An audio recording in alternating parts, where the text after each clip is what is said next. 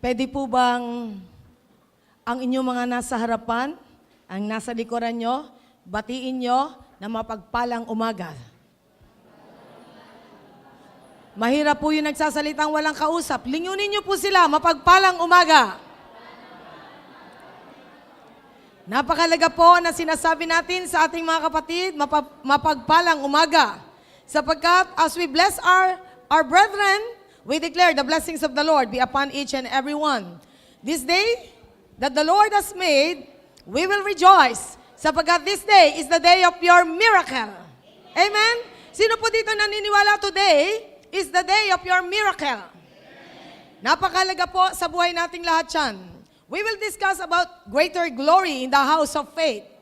God has given this place faith, na tayo po'y tinawag na mga taong punong-puno ng pananampalataya.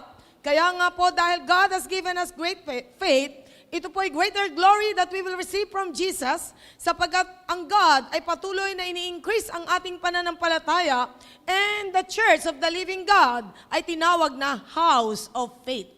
Tahanan ng pananampalataya, sapagkat ang Diyos ay naglagay ng pananampalataya sa buhay ng bawat isa sa atin, at ito po ay isang kapangyarihan na bumabalot sa buhay ng bawat mananampalataya, na tayo po ay nabubuhay sa pananampalataya. At as we start our life in faith, we will end in faith.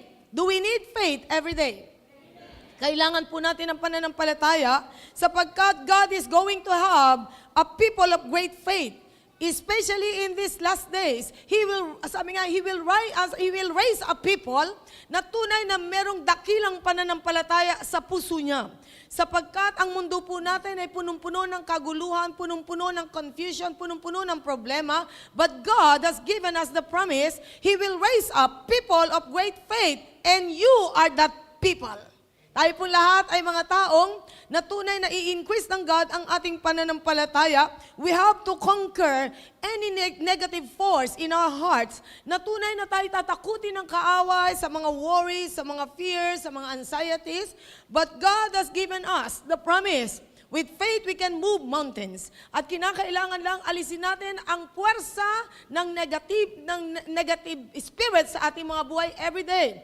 Kapag nag-uumpisa ka na pang magduda sa mga sinasabi ng kaaway sa buhay mo, sabihin mo lang, Satan, shut up! Naku para namang hinimas nyo si Satanas ngayon. Na parang hindi kayo nagagalit. Sabihin nyo ng with conviction na every time na kayo ay binibigyan ng fear, ng anxieties, o ng worry ng kaaway, Satan, shut up! Satan, shut up! Sapagkat hindi kinakailangan, sabi nga, no mercy to the enemy. Sapagkat ang kaaway, ang porte niya ay bigyan ka ng pagdududa, bigyan ka ng alalahanin sa lahat ng bagay sa buhay nating lahat. But you know that negative spirit can be conquered by faith. God will lead us to cross even to the greatest storms in life. Tutulungan tayo ng Panginoon na makatawid sa pinakamatinding mga bagyo ng buhay so that we will see the greatness of our God. Makikita natin ang majestic power ng ating Panginoon sapagkat tutulungan tayo ng Diyos na makatawid sa ating mga dinadaanan, the greatness of His power. What do you expect when troubled times come as you believe God? Ano ang ina-expect mo when troubled times come as you believe God? Makakatawid ka o hihinto ang buhay mo? Sino po dito ang willing to cross over? Tayo po lahat ay dapat to cross over any difficulties sa buhay po natin. Do we need to raise up the level of our faith every day? Of your faith, of your strength, ito ay nakadepende sa level of your faith. Sapagkat kung hindi po tayo mataas ang antas ng pananampalataya, we can be weak. Tayo po'y pwedeng manghina. Kinakailangan ang ating pananampalataya ay patuloy natin isandig sa ating Panginoon, and God wants your spirit to arise more than your soul. Kinakailangan ating spirit ay mag-arise more than our soul. Ano itong soul natin? The mind, the emotion, the will, and the spirit, ano ito? Ito yung na-born again, na talagang ito ay namatay nung tayo nagkasala si Adan at si Eva, at ito ay kinwiken ng Panginoon, binuhay ang spirit mo. Ang spirit natin nagko-communicate sa God, ito ang connected with God, and ito yung talagang nagbibigay ng talagang dependence sa Panginoon. But our soul will many times give us doubt. Ang emotion, mandaraya. Ang mind ay mandaraya. Kaya nga ang sabi ng Bible, sabi nga, the heart is the most deceitful. And let your mind become God's captive. And sabi nga ng 2 Corinthians 10, 3-5, na tayo po ay talagang hayaan natin maging alipin ng Diyos ang isipan natin. The battle of the mind is so strong. Ang gyera ng isipan ay matindi sapagkat maraming junk ang isip nating lahat. Maraming basura ang isip nating lahat. At diyan nagmamanipulate si Satanas sa isipan ng tao. Na ikaw ay walang pag-asa, na ikaw ay hindi tutugunin, na ikaw ay talagang kawawa. Pero sabihin mo sa kaaway, ikaw ang walang pag-asa, Satanas. Ikaw ang walang kinabukasan sapagkat I belong to the highest kingdom. Ito'y mahalaga sa buhay nating lahat, knowing where you are standing. Kung saan ka nakaposisyon, sapagkat yun ang pinakamahalaga. We have to fire up ang ating pananampalataya. Kinakailangan silaban natin ang ating pananampalataya, na ang pananampalatayang ito ay talagang keep your faith blazing. Kinakailangan ng ating pananampalataya ay tunay na hayaan nating umapoy ito. The fire of faith will give us the strength. Amen? Nais ba natin ang faith natin ay talagang umapoy ng todo-todo? Napakahalaga niyan sapagkat yun ang gusto ng Panginoon. The Lord will purify our weak emotions. The Lord will purify our weak mind. The Lord will purify our weak will so that we can conquer any negative spirit that is coming. Kinakailangang makonquer natin to during testing time. All we have to do is to strengthen our grip. Kinakailangan palakasin natin ang kapit natin sa Diyos. Huwag kang bibitiw. Pakisabi mo siyang katabi, huwag kang bibitiw. Huwag mong titignan ang bagyo ng buhay. Tumingin ka sa Panginoon, the author of your faith. Sapagkat He is the creator of everything. Tayo pong lahat, tumayo, let's open our Bible sa John chapter 6, verses 16 hanggang 21. John chapter 6, 16 to 21. Tayo pong lahat ay patuloy na pagpalain ng Diyos, na patuloy po tayong i-encourage ng Word of God, sapagkat there's power in the Word of God. There's power in the Word of God. Pakitaas nyo nga ang inyong mga Biblia. Yung mga may Biblia, kahit na medyo nasa cellphone, taas nyo. Sabihin niyo sa Panginoon, Lord Jesus, I believe in your word. I believe in your promises. I will stand on your promises. Today, I will receive my miracle. In Jesus' name, amen. Amen. Let's read po sa verse 16 hanggang 21 together. Let's read. When evening came, His disciples went down to the lake, where they got into a boat and set off across the lake of Capernaum. By now it was dark, and Jesus had not yet joined them. A strong wind was blowing, and the waters grew rough. When they had rowed 3 or 3.5 miles, they saw Jesus approaching the boat, walking on the water, and they were terrified. But He said to them, "It is I. Don't be afraid." They were willing to take Him into the boat, and immediately the boat reached the shore where they were heading. Pagpalain ng Diyos ang Kanya pong mga salita. Ito po ay isang very popular story sa buhay ng bawat isa sa atin kung paano kumatagpo ang Panginoon sa buhay ng mga Kanyang mga disipulo. Ang question po, bakit pinahihintulutan ng Diyos ang bagyo sa buhay? Bakit may mga panahon ng tag-ulan? Bakit may mga panahon na binabagyo at binabayo ka ng mga problema? Bakit nga po? Sino po dito ang dumaan na sa bagyo ng problema? At sino dito ang mga veterano ng gyera? Aba, malalakas. Yung mga kabataan, hindi pa sila veterano.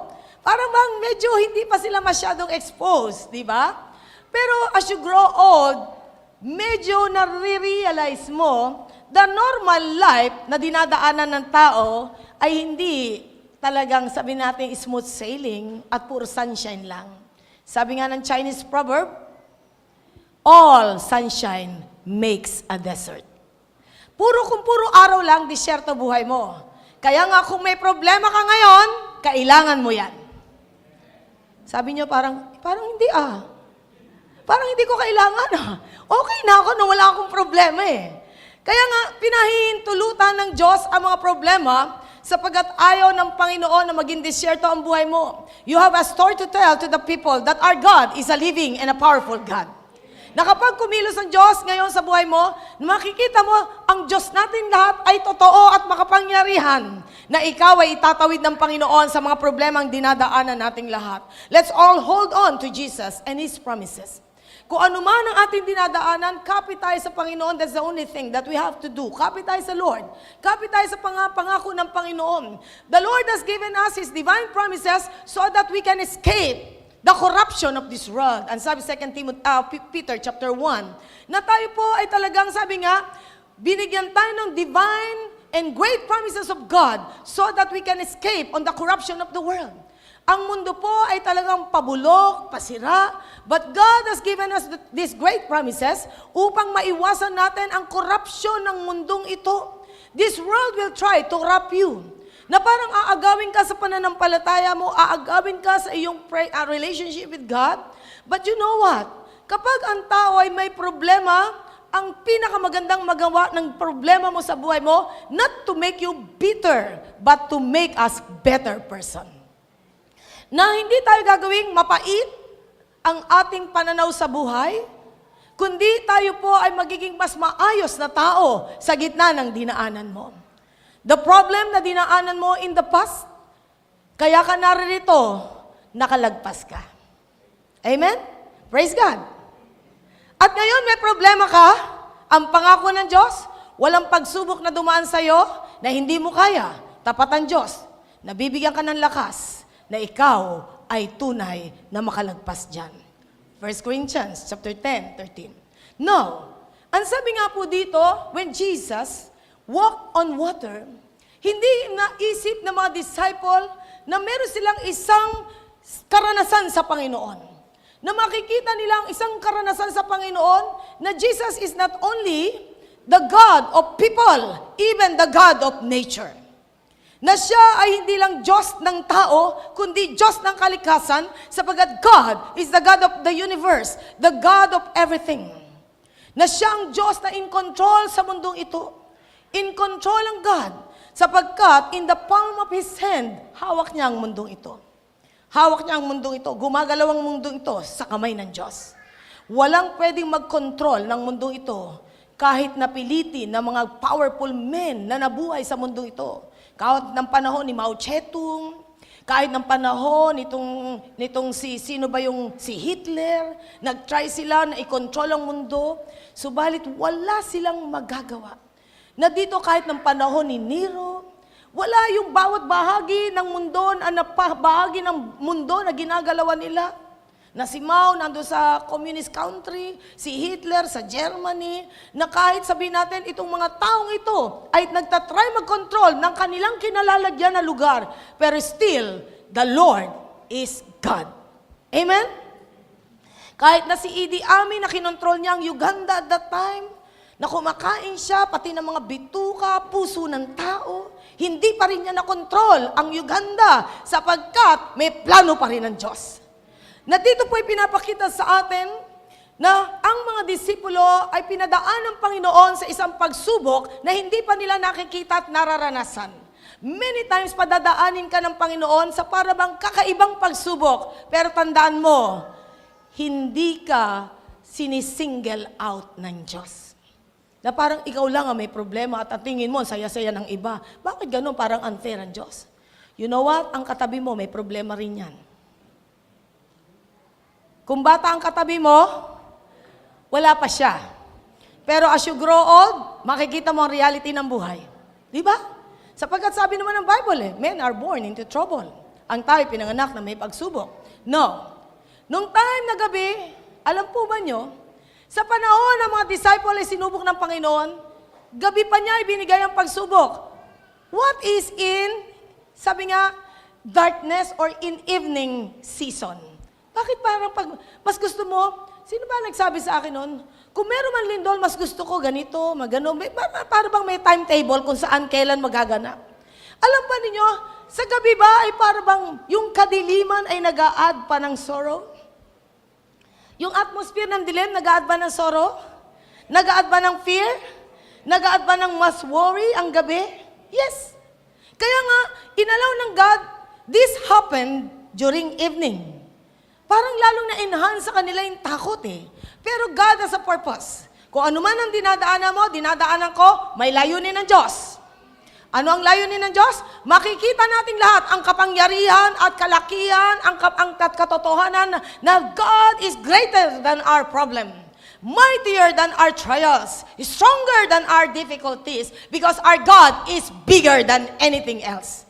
Amen? Now, ang sabi po dito, as the disciple allowed, sabi nga Jesus allowed the disciples to cross over, ang dinaanan nila ay itong Lake Capernaum, na ang isang name ng Lake Capernaum is Galilee, Sea of Galilee.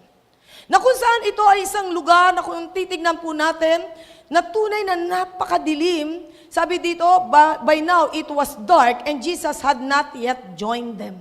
Sa verse 17, parang wala ang Panginoon sa kanila. Napakahirap ba na hindi mo ma-feel ang God sa panahon ng problema?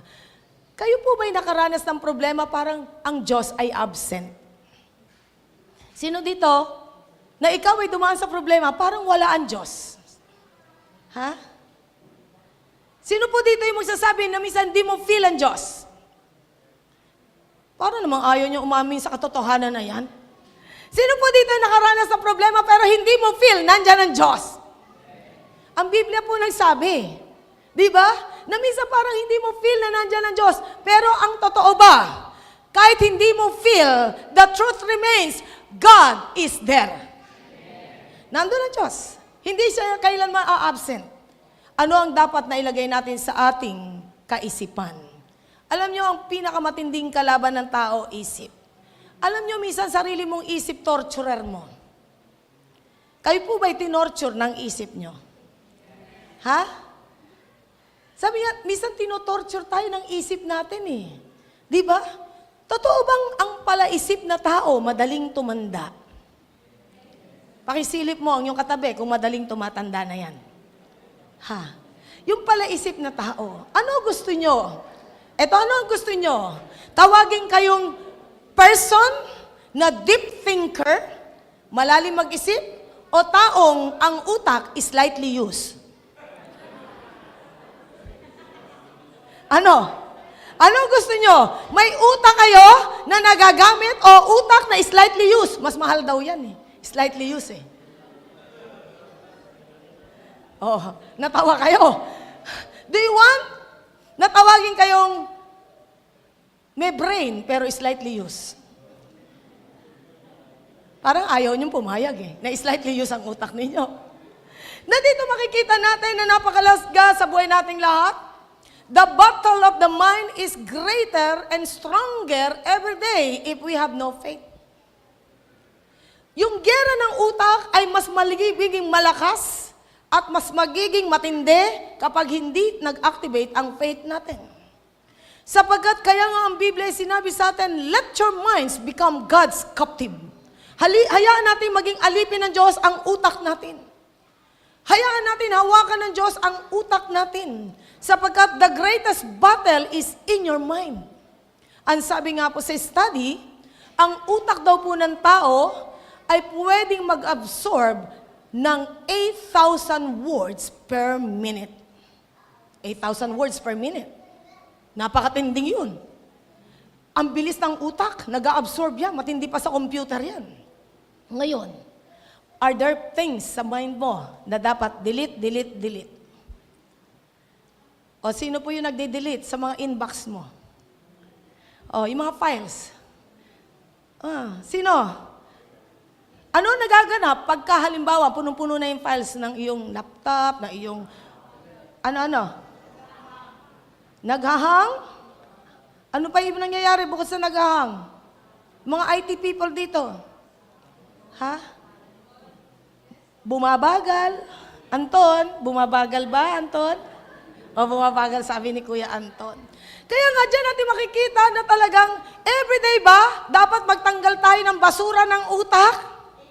Ano ginagawa nyo sa basurahan nyo sa bahay? Uy, ang dami na natin basura, tago natin ha. Ang sarap-sarap may basura sa bahay. Ang sarap-sarap na amoy-amoyin ng basura. Hindi po, gusto mo itapon yan. Nagmamadali ka, yung garbage people, dumating na. Kasi ayaw mo, gusto mo nang makakawala sa baho. Gusto mo nang makakawala sa talagang yung grabing dating ng basura sa buhay natin.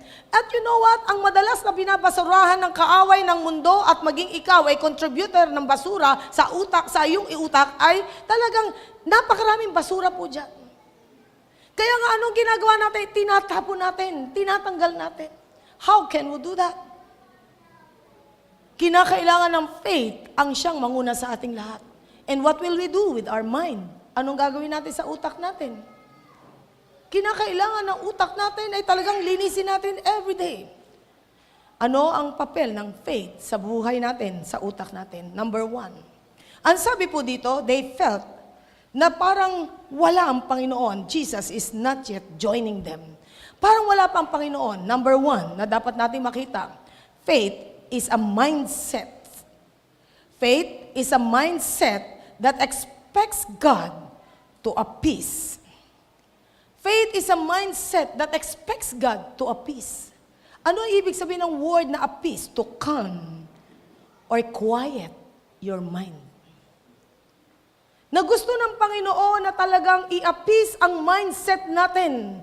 Kalmantihin ang ating isipan, patahimikin ang ating isipan. Alam nyo, may mga taong pagka may problema, madaldal. Meron po ba kayong kilalang pagka may problema, daldal ng daldal? Uy, huwag na kayo magturo. Isipin nyo na lang, meron ba sino dito may kilala pagka may problema, daldal ng daldal? Parang wala kayong kilalang ganun. Ha? Sino dito sa katotohanan, alam mo, pag yung tao yung may problema, parang ganun siya ng ganun.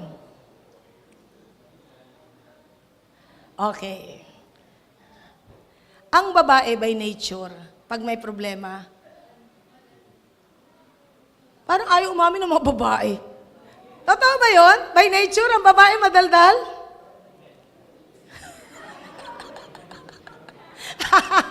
Sino yun? Pag ang babae walang pera, minsan madaldal ba? Pagka marami nakikita sa loob ng bahay na kulang, madaldal ba? Okay. Kaya nga, magkaiba ang nature ng babae at lalaki. Di ba? Sabi nga ang lalaki, came from Mars. Ang babae, came from Venus. Ang lalaki, pagka may problema, caveman. Nasa kuweba lang. Ang babae, pag may problema, hahanap ng kumare, kaibigan. Alam mo, may problema ako, ganito ang sitwasyon ko. Totoo ba sa mga babae ito? Salamat sa 10 umamin. Ha? Pero ang mga lalaki mas tahimik. At pag ang lalaki naman naging mas madaldal, double anointing. Di ba? Kaya nga dyan natin makikita na talagang by nature. O sino ang mas madalas inaatake sa puso? Babae, lalaki? Bakit? Kinikim-kim ang lahat. O ngayon, babae, inaamin nyo, madaldal na kayo.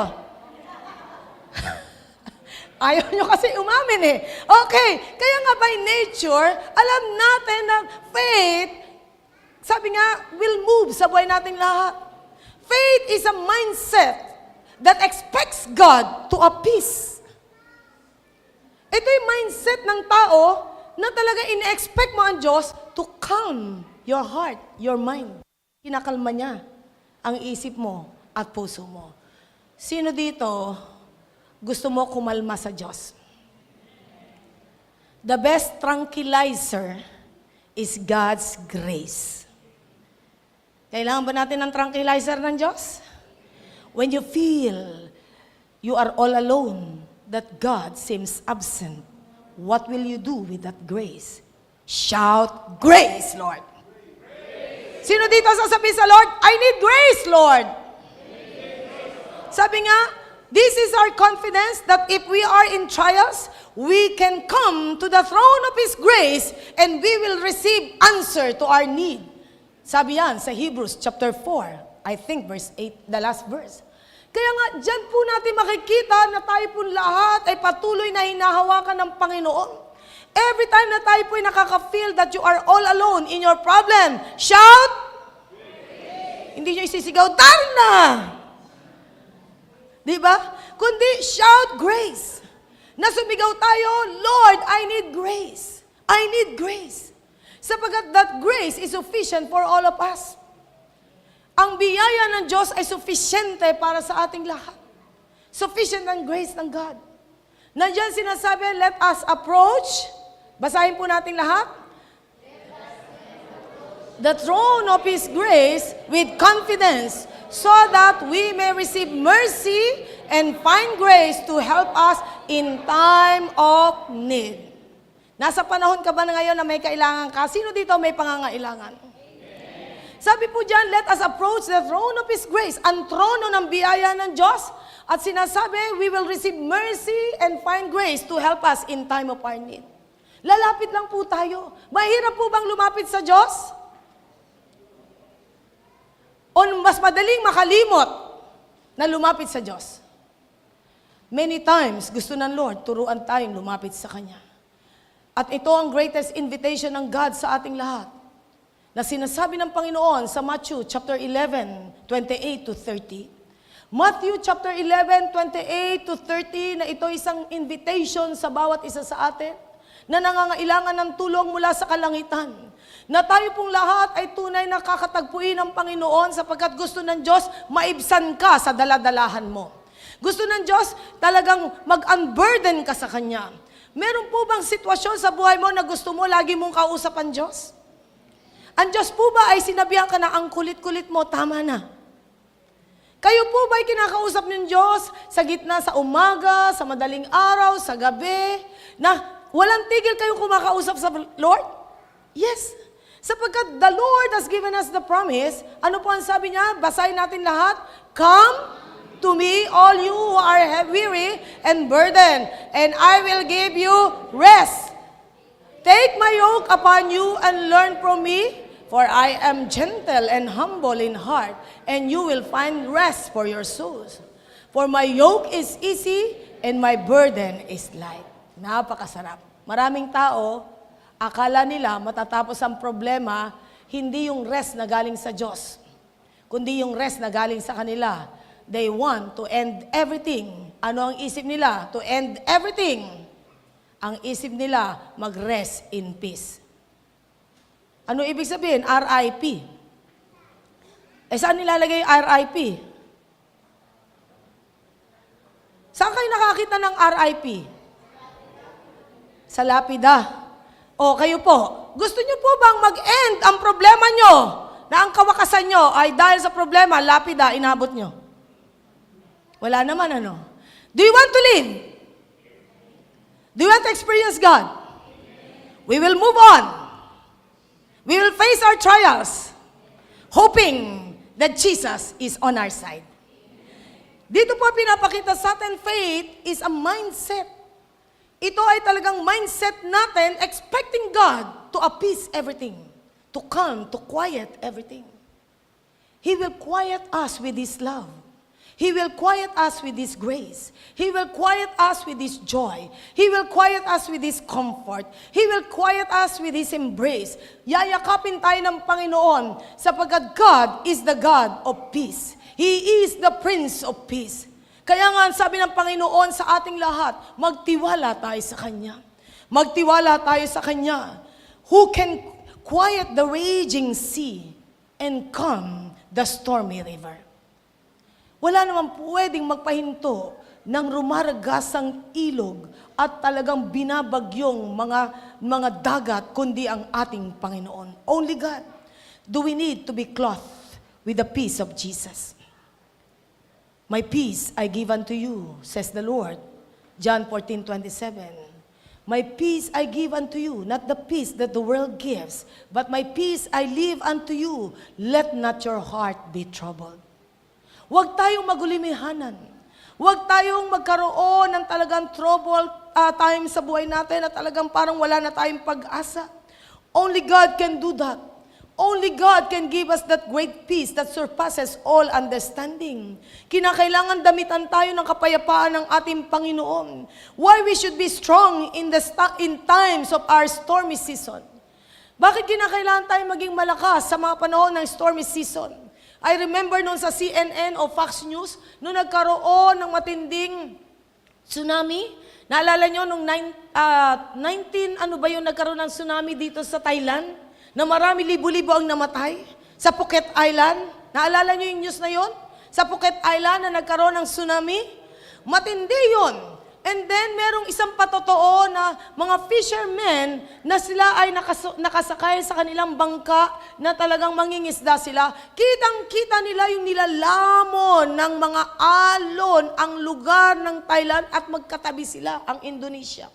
Alam nyo, palibasa, yung bangka nila pinakita pa nga nakalagay JIL, Jesus is Lord.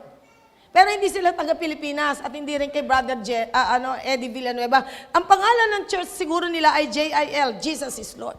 Ito ang sabi ng mga Indonesian fishermen, Lord, nakikita po namin ang danger na ito ngayon. Hindi nila alam din ang magaganap sa kanila. Pero ang sabi nito mga fishermen na ito, Lord, ingatan mo ang aming village, ingatan mo ang aming lugar, na wag itong daanan ng tsunami. And you know what? The testimony of this Indonesian fishermen, the place na pinag-pray nila ay kinover ng banal na dugo ng Panginoon and they were saved. Naligtas sila. Maging yung kanilang bangkang maliit na ligtas ng Panginoon. Sabi nga ng Proverbs 18:22, the name of the Lord is a strong tower, and he who comes in that name will be saved. Kaya nga matibay na muog at tanggulan ang pangalang Jesucristo. Sa time na ito, isigaw nga natin ang pangalang Jesucristo. Nasasabihin natin, Jesus! You are our Savior! Our Redeemer! Our help comes from the Lord who made heaven and earth.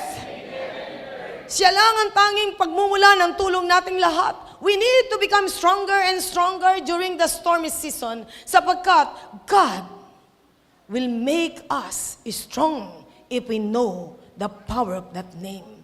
We must have faith that God will give us peace.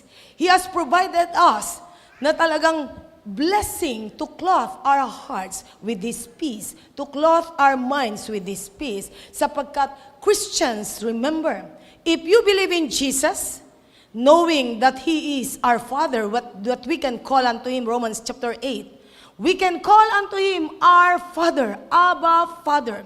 Christians, if you believe in Jesus, you are unconquerable. Unconquerable tayo as Christian. At dahil tayo ay mga Kristiyano na, nasa atin ang Panginoon, you can be unstoppable. Hindi ka pwedeng patigilin ng iyong gera ng buhay. At normally, even though you are in that boat of trials, in that boat of difficulties, in that boat of problems, remember, you are unsinkable because Jesus is in your boat. Amen? Ang Panginoong Hesus ay nasa bangka nating lahat. Never try to travel in this world without Jesus in your boat. Huwag kang mag-travel sa mundong ito na wala ang Panginoon sa bangka mo. Sapagkat, if you see the storm is coming, knowing that Jesus is with you, you can be, sabi nga, you will be quiet. Sapagkat alam mo, ang Diyos ay sumasayo. Remember yung nangyari sa mga disciples sa Mark 4? Noong time na yun, ang Panginoon ay parang as if natutulog. Naalala niyo yung Mark 4? Ang sabi nila, sila ay talagang inabutan ng, ito'y isang event na naman sa buhay nila. Dito po sa Mark 4, the last verses sa 35 downward. Ang sabi nga po dito ng mga disciples na sila ay tumatawid, let us go over to the other side. And then, as they see, Jesus was just as if He was sleeping. Natutulog ang Panginoon sa dulo ng bangka. And then, sabi nga dito yung mga disciples na nakita nilang parang merong talagang matinding storm sa kanilang kalagitnaan. Ang sabi nila sa Panginoong Hesus sa verse 38, Teacher, don't you care if we drown? Guro, Rabay, hindi po ba kayo nagmamalasakit na kami malulunod? Pati kayo? And the Lord Jesus Christ na siya ang guro nila tungkol sa kingdom of God. He just rose, and then, ang sabi ng Panginoon dito, quiet, be still. Tumahimik ka, pumayapa ka, bagyo. Then the wind died down and it was completely calm. Biglang huminto ang bagyo at ang hangin. And then, ang sabi ng Panginoon sa verse 40, why are you so afraid? Do you still have no faith? Wala ka pa rin bang pananampalataya? They were so terrified at that time, and then this was their question in their heart, who is this? Even the wind and the waves obey Him. Sino siya na kahit ang hangin at ang bagyo ay napapahinto niya? Bakit ganun ang tanong nila sa sarili nila? Sapagkat hindi nila kilala masyado ang Panginoong Hesus. If you know Jesus more and more, you will never doubt Him, even the storm is so strong. Sapagkat alam natin, kailangan lang natin magtiwala sa ating Panginoon. Kailangan natin siyang pagtiwalaan. Ano ang kailangan i-resolve natin sa sarili natin? Stop doubting. Stop doubting, stop questioning, stop worrying, stop grumbling, stop fear. Sapagkat the Lord is in control. Amen? He is in control.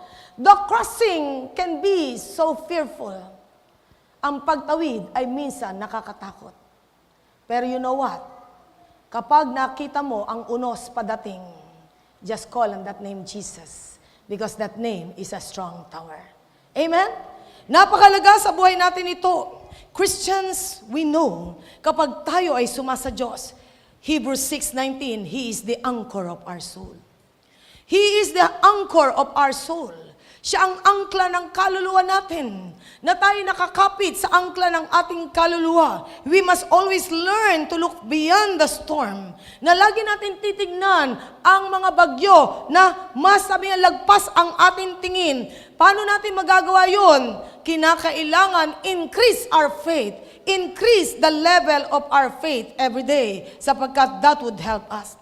Hindi madali sa kanila na hindi matakot sapagkat ang Lake Capernaum or Galilee, ito ay isang lugar na tinatawag na talagang medyo may lalim, 600 feet below sea level, na kung saan malalim ang lugar na ito at ito ay surrounded with the hills, pinapaikutan ng mga burol. And then, these physical features make it more prone sa mga sudden windstorms, na kung saan kaya ito po ay talagang para siyang, ano ba yung pinaka-matinding lagi na lang inaabutan ng bagyo?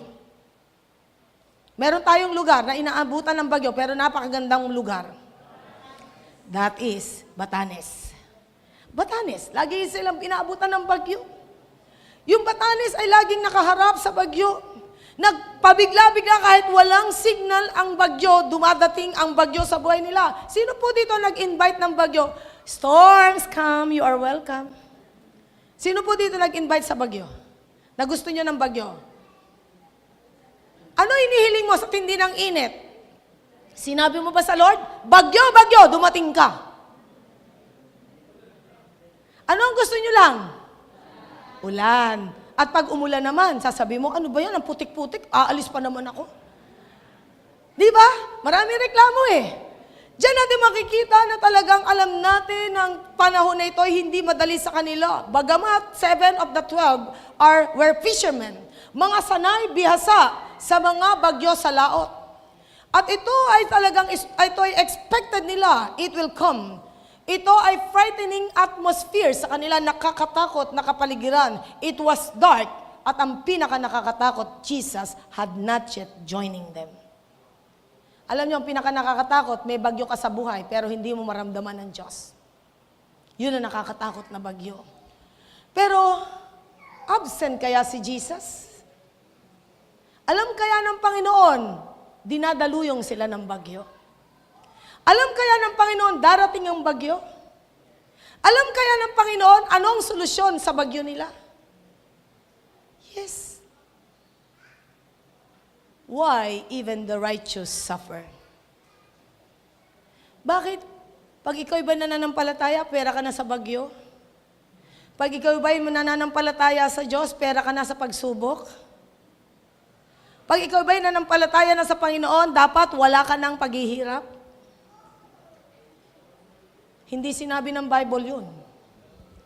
Kailanman walang sinabi ang Biblia, pag nanampalataya ka na, wala ka ng problema. Lahat po tayo may kanya-kanyang problema. Baka yung katabi mo, mas mabigat ang problema sa'yo, akala mo dilubyo na sa'yo, yan pala ay mga wisik lang ang nasa sa'yo, sa kanya ay dilubyo. Ngayon, pagmasdan mo, sino ang mas nakakangiti? Yung may pananampalataya o yung walang pananampalataya? Pakisabi mo sa katabi mo, kaya nga, have faith in God. Have faith in God. Jesus cares. He is not joining them yet because God has a plan. Kung hindi pa tumutugon ng Panginoon, may plano pa rin siya. I believe only for a moment, for a season, ang problema mo. As if you feel Jesus was not there, but sabi ng Bible, Psalm 121, I will lift up my eyes to the hills from whence does my help come. My help comes from the Lord who made heaven and earth. He will neither sleep nor slumber. He who protects you will neither sleep nor slumber. Hindi natutulog ang Diyos. Hindi kailanman iniwanan ng Diyos ang mga taong nananampalataya sa Kanya, sapagkat even mga unbeliever, hinahawakan pa rin ng Panginoon. I believe only for a moment ang trials nating lahat, sapagkat it will give strength and muscle in your faith. Palalakasin at lalagyan ng muscle ang pananampalataya natin. Kinakailangan nagkaroon ng muscle ang pananampalataya natin lahat. Never na tayo iniwan ng Diyos. The darkest moments sa buhay nila, the darkest trials nila, the moment na parang intense ang suffering nila, it was then that the Lord will carry them. Sapagkat yun ang pangako ng Diyos. With your greatest desperation in life, that will lead you to a prayerful life. Na tayo po ay talaga magiging mapanalanginin. All we need to do is to cry out to God. The truth remains. He will never leave us nor forsake us. Amen? Katotohanan yan. We should not stop crying out to God. Na tayo laging titingala sa Diyos at humingi ng tulong. He knows your darkest moment. He knows your loneliest moment. He knows your lowest moment. He knows everything about you. Alam ng Panginoon yan. God has a way to appease the storm. God has a way. Pahihintuin niya yan. He is just watching you how you will react. Pinagmamasdan lang tayo ng Panginoon, paano tayo magre-react. How would you react to your need? Matters most. Ang problema, hindi yan ang problema. Ang problema, ang reaction mo sa problema.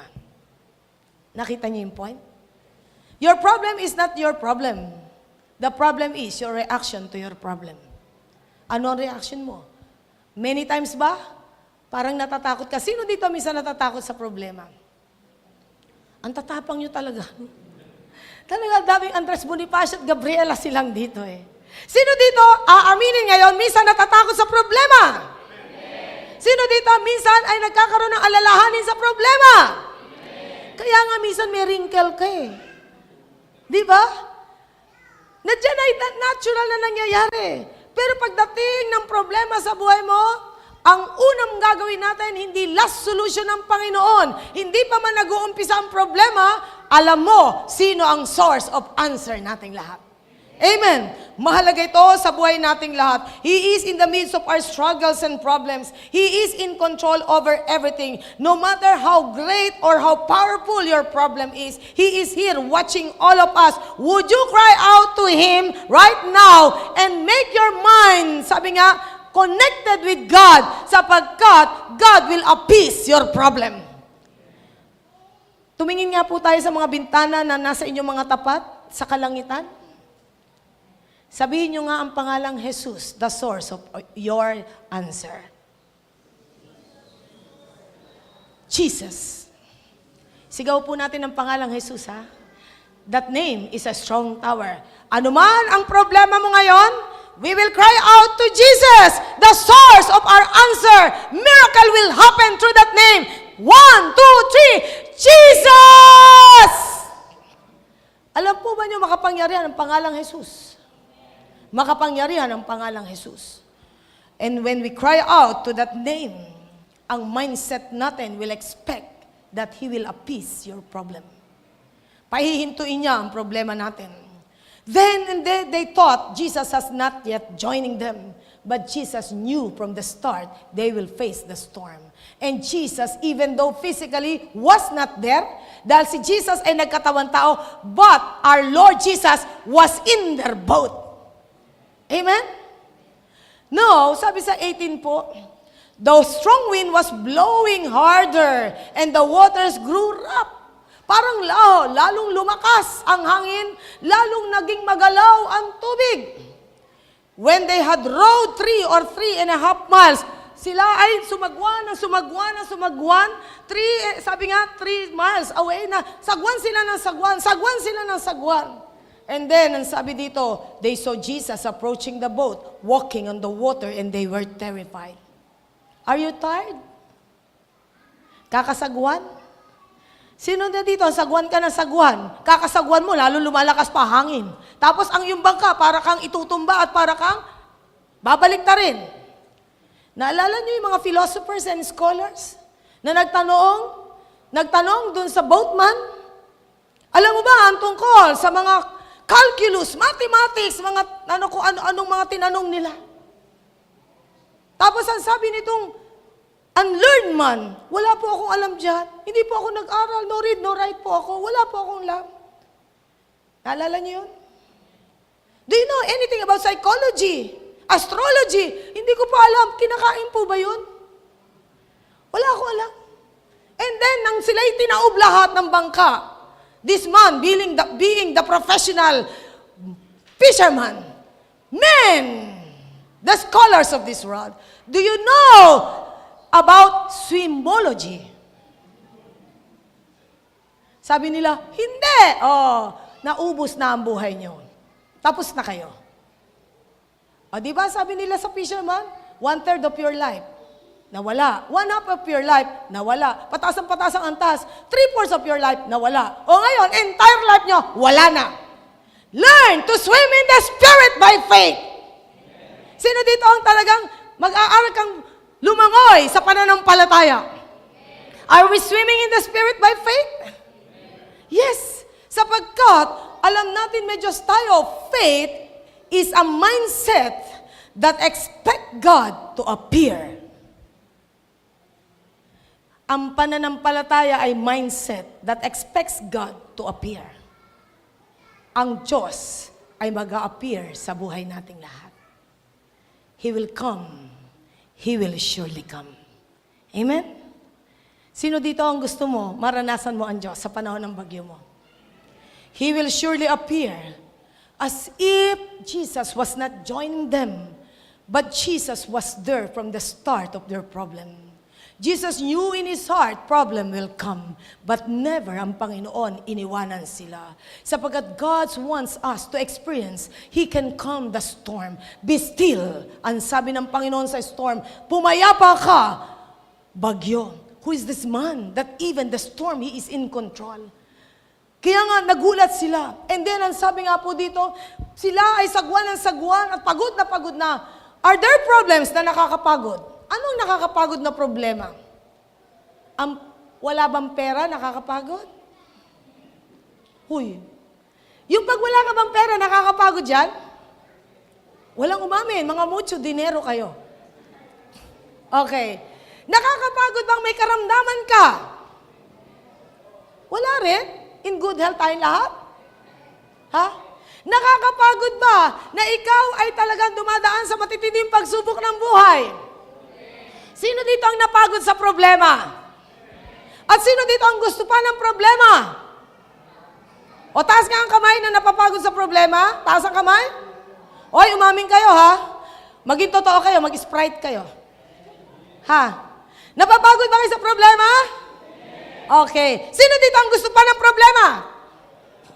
O ba't ayaw nyo? Sino dito naniniwala, you are a candidate for miracle because you have problems? Sino dito ang mga kandidato sa mga miracle ng God? Taas ang kamay.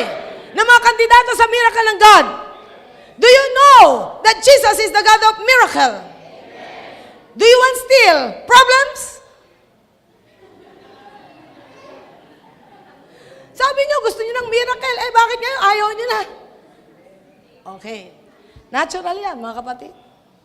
One time, may babae, nasa loob ng bahay, may kumakatok somebody. No! Ang sabi ng babae, I don't need any problem. I have many problems. I have many troubles. Problem, you cannot enter my house. I have plenty. No, you cannot enter. No, no. Then, she heard that still small voice. It is I, daughter. Don't be afraid. Ako ito, anak. Huwag kang matakot.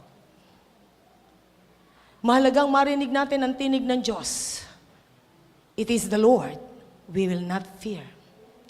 Jesus was approaching the boat. He was walking on the water. Na ipinakita ng Panginoon, He is in control over the storm of your life. He is in control.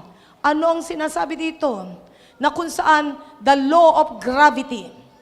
Ano ang law of gravity when you are in the water? Ano ang law of gravity when you are in the water? What would be the normal thing that will happen if you are in the water?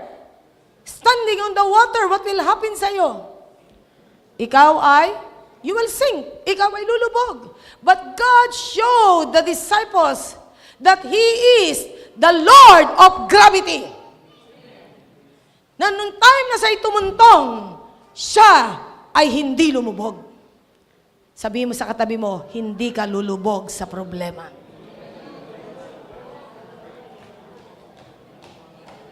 Hindi ka lulubog sa problema.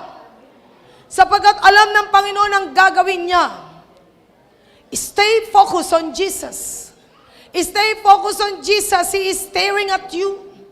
Nakatitig ang Panginoon sa atin, is smiling at you. Can you feel Jesus is smiling at you? Pumikit mga tayo sandali lahat. Pikit tayo lahat. Pikit, sabi ko, hindi dilat. Tagalog na yun, ha? Close your eyes. Close your eyes. Ang makita ko nakadilat, tatayo ditong nakadilat all throughout. Okay, close your eyes. Close your eyes. Are you in the storm of life? May problema ka ba?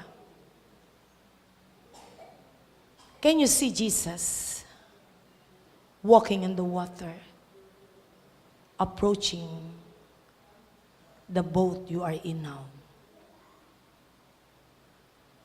Feel Him. Can you see Jesus smiling at you as He come nearer and nearer to you?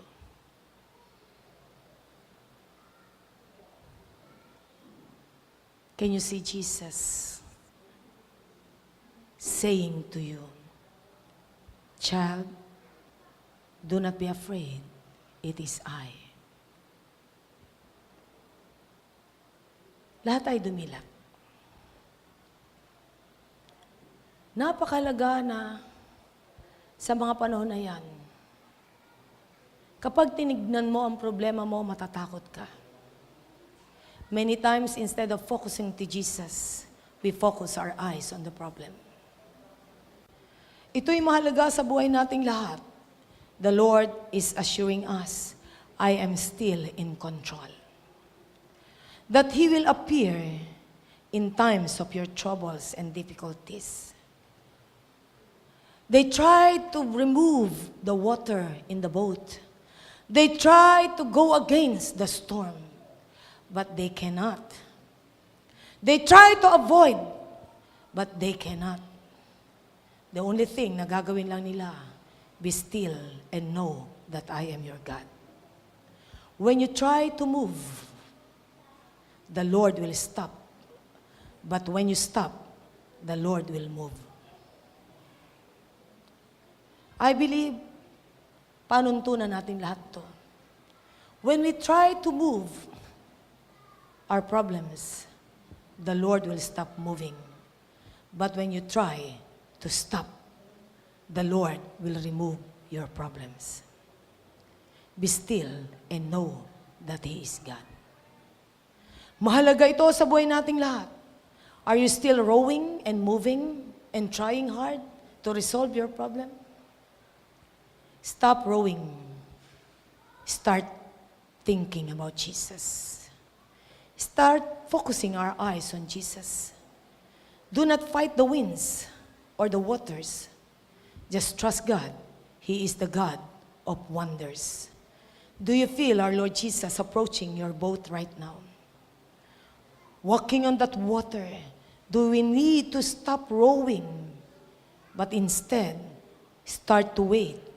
The deliverance is coming. Your deliverance is coming. Sapagkat as we expect Jesus will appear, surely He will come. He will help us. They were frightened, but Jesus surprised them. They were worried, but Jesus came immediately. He is coming in the middle of our storm. Your teacher will help you. The Lord allows, Isaiah 30, verse 20 to 21. The Lord allows that you will face the spread of adversity. Na may mga times, meron tayo inaharap na sabi nga, bread of adversities in our life. But this will be our opportunity to see the greatness of our God. Ang sabi sa Isaiah, although the Lord gives you the bread of adversity and the water of affliction, your teachers will be hidden no more. Who is our teachers? Who are our teachers? Ang teacher natin ng Panginoon, the Word of God, the Holy Spirit, will be hidden no more. Hindi siya magtatago. With your own eyes, you will see them. 21, whether you turn to the right or to the left, your ears will hear a voice behind you saying, this is the way, walk in it. Lakaran mo ito, anak. Huwag kang matakot. Huwag kang matakot. The greatest teacher is experience. Sino dito ang natuto sa experience mo? And the greatest teacher natin is none other than our Lord Jesus Christ. Na kung saan tayo po'y patuloy na tuturuan ng Panginoon, we will hear the voice of God, convicting us, comforting us. How's your mindset now? Do you believe God is in the move? Na kumikilos ang Panginoon, He will appear isang oras sa buhay mo o isang araw sa buhay mo, and you will see your situation. The Lord is in control from the start to the end of your problem. Yun ang gagawin ng Panginoon. Are you still in the midst of your troubles and trials and storms? But remember, we need to see Jesus walking on our water. How do you feel now knowing that Jesus is in control? How do you feel now that Jesus is approaching your boat? How do you feel now that the Lord will quiet your storm? Would you have faith in God? He will reach out with His arms of love. He will protect us. Would you tell to Jesus right now, I need you, Lord? Are you telling to Jesus, we need you, Lord? We need you, Lord. Thirdly and lastly, as Jesus approached them, approaching the boat, walking on the water, they were terrified. But He said to them, it is I, don't be afraid, verse 20. Then they were willing to take Him into the boat, and immediately the boat reached the shore where they were heading. Ito po isang miracle na nakita nila. Nung time na ang Panginoong Hesus ay inimbita na nila sa kanilang boat, immediately, the word immediately. Alam niyo sa Bible niyo po, mahalaga ang salitang immediately, suddenly. Mahalaga po yan. Immediately, they reached the place that they were heading. Talagang naabot na nila ang lugar na kanilang paroroonan, kasama nila ang Panginoon. There will be times that we start rowing and rowing, sabi nga, grumbling and grumbling. Alam po ba nyo yung dapat na maabot na nating lugar, hindi natin maabot kasi wala tayong tigil, sagwan ng sagwan, reklamo ng reklamo, umiikot ng umiikot na lang tayo sa problema, hindi na tayo natatapos. Remember, the Israelites, instead of journeying from Egypt to the promised land, it will only took 11 days. Yung 11 days, naging 40 days. At yung 40 days, ang tigas ng ulo, naging ilang taon? 40 years. Pero grace pa rin ng Lord. Hindi na pudpud ang sandalyas nila, hindi na luma ang mga damit nila dahil walang SM sa disyerto. Kaya nga po nakikita natin, faith is a mindset that expects God to act. Ang gagaling ng mga theologian natin to, God will act. Sabi mo sa iyong katabi, God will act. His voice of love will hear you say, He will hear, we will hear na it is I, don't be afraid. We will reach a new level of our faith that surpasses the storms in life. We will always need to conquer the negative forces of worry and fear. Have no anxiety, sabi ng Lord.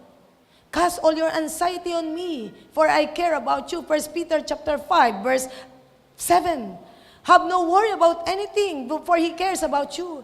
Satan is like a roaring lion seeking whom he may devour.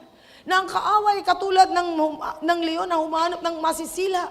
Pero patuloy tayo magpapatuloy. Anong sabi sa 8? Cast all your anxiety on Him because He cares for you. Verse 8. Tandaan nyo, ang iilagan nyo na kaaway ay si Satanas kapag may problema tayo.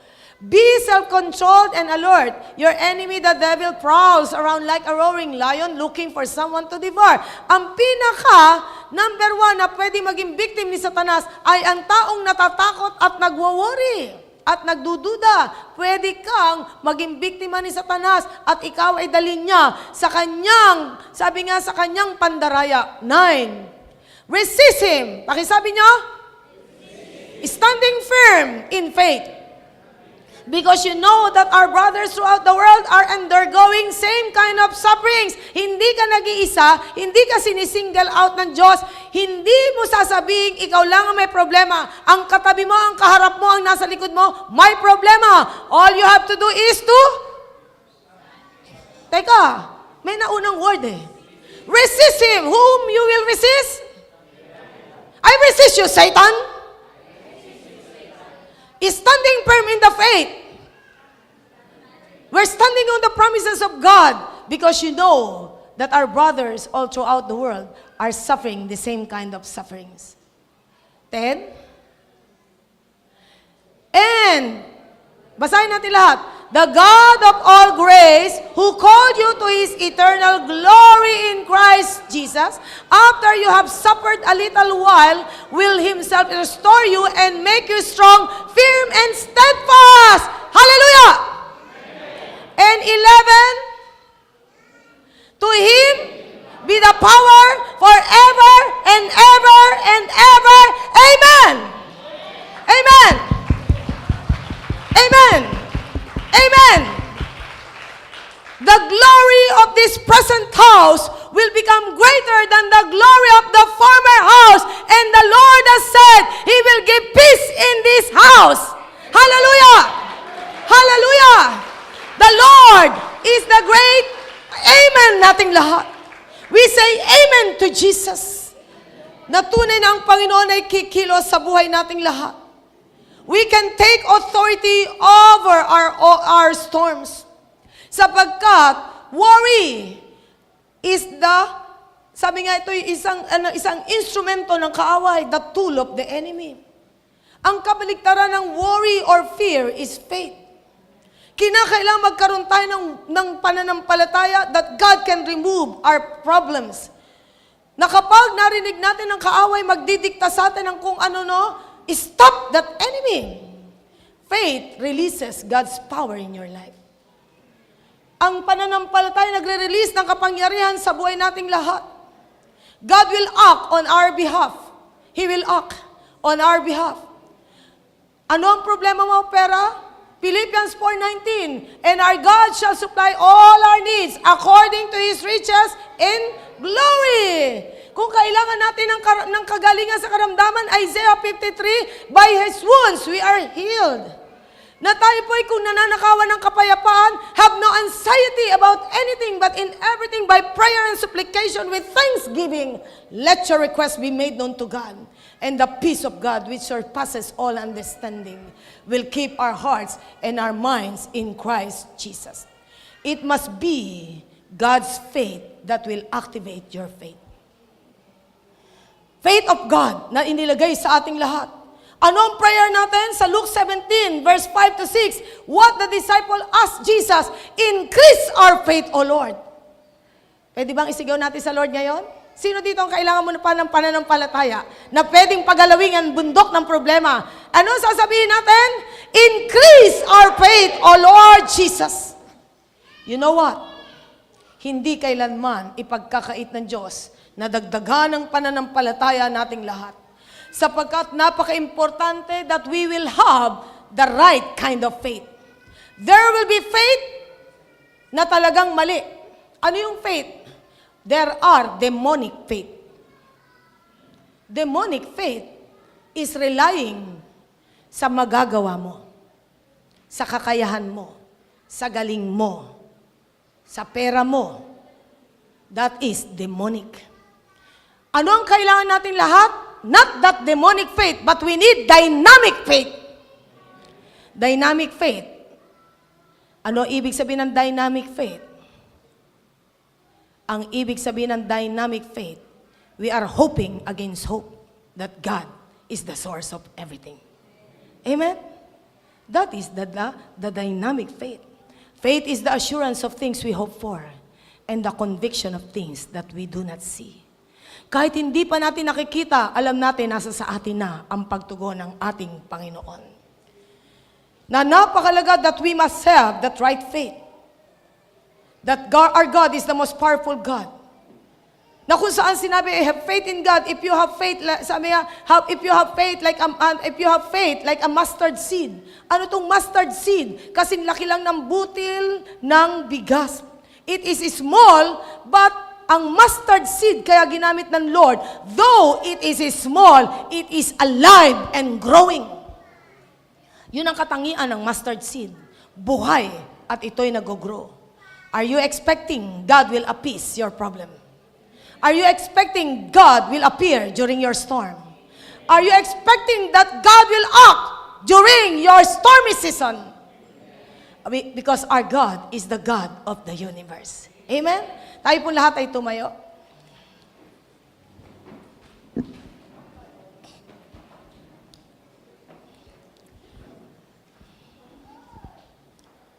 The Lord is in control. Patuloy nating sabihin sa Lord, I believe in you, Lord. Jesus, I believe.